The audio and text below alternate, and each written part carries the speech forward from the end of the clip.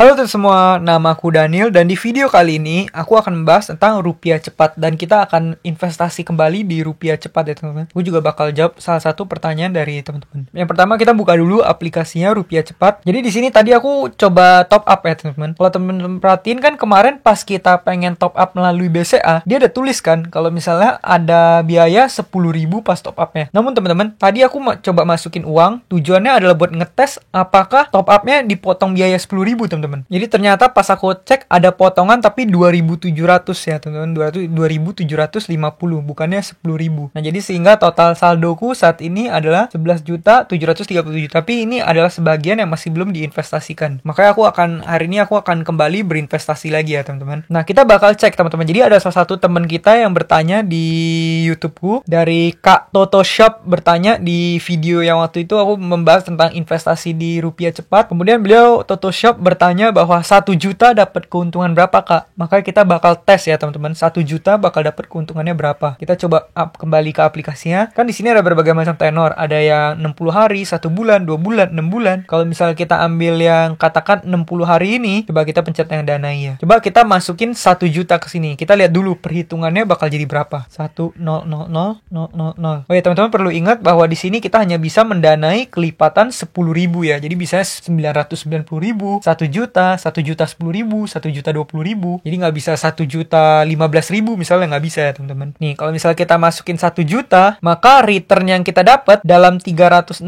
hari. Nih kalau misalnya kita lihat 360 hari, dana kita bakal jadi 1.152.880 rupiah. Yang artinya kita bakal dapat pengembalian 1 tahun sebanyak 15% ya teman-teman. Coba kita lihat kalau misalnya kita mendanai di yang 17% 6 bulan tenornya ini. Coba kita pencet di sini danai, kita pencet 1 juta ya. Kita bakal dapat berapa bunganya di sini. Nih, kalau misalnya kita lihat di sini 180 hari kita dapat 83.000. Yang artinya kalau misalnya kita danain selama 1 tahun, kita bakal dapat sekitar 1.160.000. Berarti di sini kita bakal dapat bunga yang lebih tinggi ya, teman-teman. Di mana bunganya adalah sekitar 17% sekian, teman-teman. Makanya akan lebih baik kalau misalnya kita investasi di yang bunganya lebih tinggi ini ya, teman-teman. Maka dari itu kita bakal masukin ke yang tenor 6 bulan ini aja ya teman-teman, yaitu 180 hari. Atau mungkin nanti kita bagi 2 supaya nanti kita bisa coba hitung ya teman-teman, pendapatannya itu gimana sistemnya. Ini kita bagi 2 aja, di sini kita masukin 3740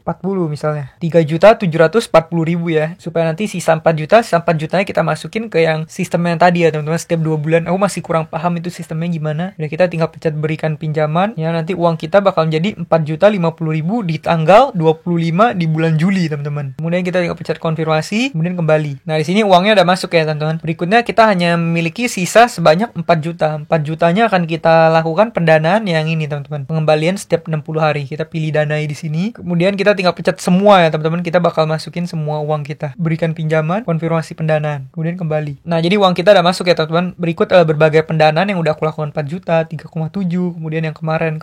Jadi sekarang semua dana kita udah sedang didana ya teman-teman. Sekarang kita udah nggak punya dana lagi. Nanti kalau misalnya ada dana nganggur, baru mungkin aku masukkan ke sini lagi. Jadi begitu ya untuk Kak Toto Shop. Semoga ini bisa menjawab ya. Nanti aku bakal coba dulu hitung-hitungan bunganya teman-teman, karena jujur aku masih belum, agak kurang paham yang 13-18% ini. Nah jadi apa sih kelebihan dan kelemahan investasi di sini teman-teman? Yang pertama kita bahas dari kelemahannya dulu ya. Kalau misalnya kelemahan, mungkin salah satu kelemahannya adalah bunganya yang kalah saing ya teman-teman. Kita bilang di sini bunga yang kalah saing karena kalau kita bandingkan dengan P2P lending konsumtif, rata-rata tuh bisa memberikan bunga sampai 20% lebih. Apalagi Easy Cash. Kalau kamu lihat di Easy Cash, aku kan juga melakukan pendanaan di Easy Cash. Di Easy Cash aku ada masukin untuk saat ini mungkin sekitar hampir 200 juta ya teman-teman. Kalau misalnya kamu lihat di sini total asetku kan hampir 200 juta. Kamu lihat di lending asetnya, ada beberapa pendanaan yang bahkan aku sampai mendapatkan 26% nih. 26%, 26%, 27%. Jadi bisa dibilang untuk return rupiah cepat ini tergolong rendah ya, kalah saing. Kemudian yang kedua adalah di rupiah cepat ini kelemahannya ada terlalu banyak biaya admin teman-teman. Dimana kamu masukin uang, kamu kena biaya admin. Pendanaan kena biaya admin, kena 2.750. Maka dari itu, aku lebih rekomendasiin kalau misal kamu pengen investasi di sini pun, aku lebih rekomendasiin kamu untuk investasi dalam jumlah yang lebih besar. Karena kalau misal kamu masukin jumlahnya kecil, terus udah jumlahnya kecil, returnnya juga kecil, kemudian kepotong sama biaya admin, itu sama aja kita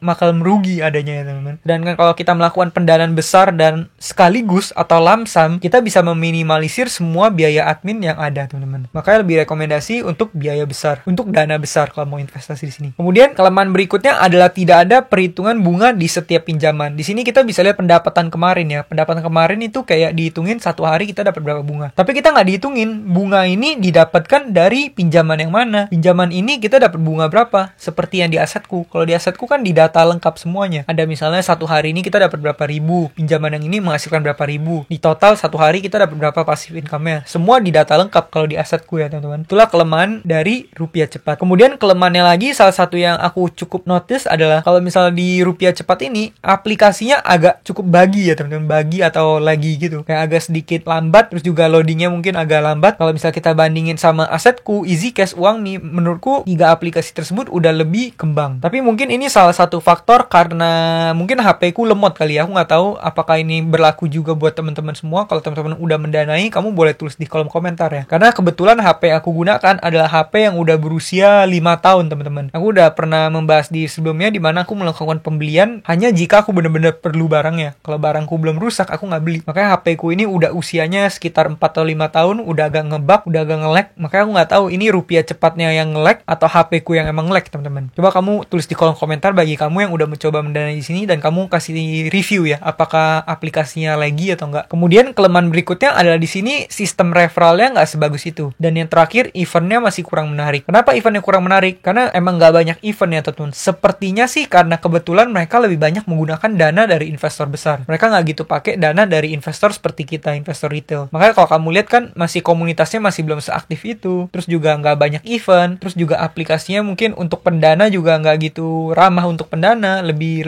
ramah untuk para peminjam sepertinya. Berikutnya kelemahannya lagi adalah kalau kamu mau mendanai, kamu harus mendanai dengan kelipatan 10.000. Ini bikin dana kamu bakal ada yang nganggur sebagian teman-teman. Ini contoh aja, kalau misalnya kamu punya uang, sisa uangnya katakan mungkin 529.000. Ya kamu hanya bisa mendanai 520.000, kelipatan 10.000. 9.000-nya bakal nganggur dan akhirnya 9.000 itu nggak menghasilkan uang. Walaupun ini bukan big deal bagi sebagian orang, tapi mungkin bagi sebagian orang ini juga pengaruh ya teman-teman. Nah berikutnya, kelemahan berikutnya adalah tidak ada asuransi. Dimana rupiah cepat ini masih belum ada asuransi, mereka nggak di cover asuransi. Dengan demikian maka resikonya lebih tinggi. Ini aku taunya dari mana? Aku sempat nanya ke CS-nya teman-teman. Jadi aku coba ngechat CS-nya, mungkin dibalas oleh RM, aku juga kurang yakin, tapi mereka bilang masih belum ada asuransi. Nggak tahu ya ke depannya gimana. Nah kemudian kita bakal bahas untuk kelebihannya. Kelebihannya yaitu tenornya yang fleksibel. Kalau misal kamu lihat di sini ada banyak banget kan, kamu mau ambil yang 30 hari ada, 60 hari ada, 180 hari ada. Jadi ini bisa kamu sesuaikan dengan tujuan keuangan kamu. Misal kamu punya tujuan keuangan, kamu pengen 6 bulan dari sekarang kamu pengen beli motor. Kan kamu udah bisa ngejadwal tuh. Ya udah aku investasi di sini supaya 6 bulan lagi ini mateng uangnya sehingga kamu bisa ambil dan kamu bisa gunakan untuk beli motor. Contohnya seperti itu ya teman-teman. Jadi di sini tenornya fleksibel tuh sangat membantu. Walaupun ini sebenarnya emang sama sih seperti P2P lending konsumtif lainnya. Keuntungan berikutnya adalah bunga return investasi menarik. Kalau misalnya kita bandingin dengan investasi yang low risk, kita mungkin bandingin sama obligasi atau kita bandingin sama reksadana, bandingin sama reksadana obligasi atau deposito atau emas, ini termasuk returnnya sangat menarik ya, dimana kamu bisa dapetin sampai 17%, dapat 18%. Kalau misalnya kita investasi yang low risk, otomatis untuk dapat angka segini termasuk sulit teman-teman untuk dapat 17%. Kalau kita invest di reksadana obligasi mungkin hanya 7-9%. Investasi di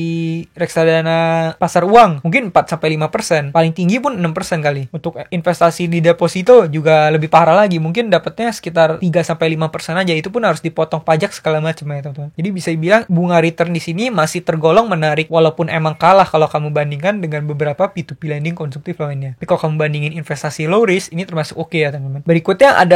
Kelebihan berikutnya adalah investasi di sini bersifat pasif. Jadi di sini kamu tinggal taruh uang, kamu merem, tinggal tunggu tenornya habis, kamu dapat bunga. Dimana dengan kita melakukan passive investing, waktu kamu bisa kamu gunakan untuk hal-hal yang lebih berguna. Misalnya waktu kamu pakai untuk berusaha fokus ke nyetak uang, tinggal nanti uangnya bisa kamu taruh di sini. Kalau misalnya active investing, kan kamu nggak bisa ngorbanin waktu ya teman-teman. Dimana kamu mungkin harus setiap hari mantau saham, mantau grafik, mantau chart, atau baca berita, analisa sana sini. Kalau di investasi semacam rupiah cepat ini, sifatnya lebih ke arah pasif. Dimana yang penting kamu analisa di awal, kamu udah yakin sama perusahaannya, kamu tinggal taruh uang, tunggu tenornya selesai, kamu dapat bunga. Seperti itu ya teman-teman.